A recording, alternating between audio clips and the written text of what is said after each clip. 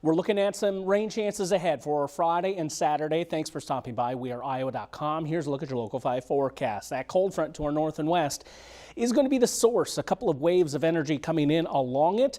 That means some scattered areas of showers and thunderstorms. It's kind of what we have at the time of this recording, but slowly moving south and east with time getting into portions of Iowa. That best rain opportunity is going to be Friday into Friday night.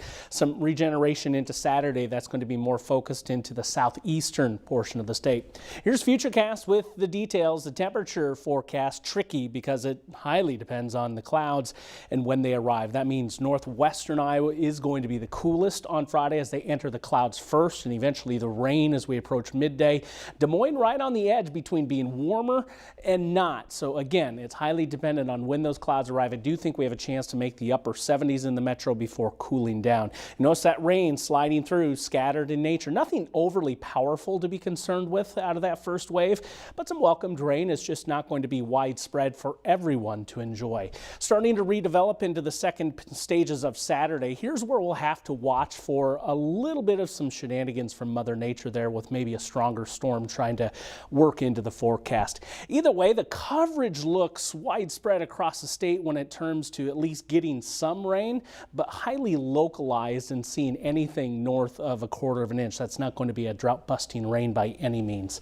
58 for the overnight low for tonight, and then we'll bounce back to the upper 70s in the metro. Closer to 70 degrees in northwestern Iowa and likely some low 80s as you move into the southeastern portion of the state.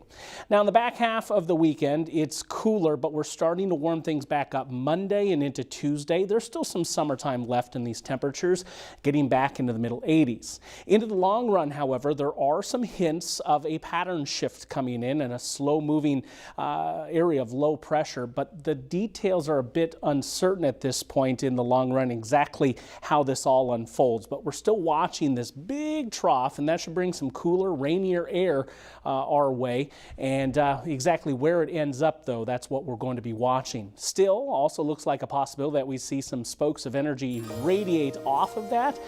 So we are going to keep those rain chances going in the long term and refine them as we get closer. Cooler as we see the rain chances go by day, and we'll eventually back things off well into the 70s. But again, we'll watch that time period for you very closely.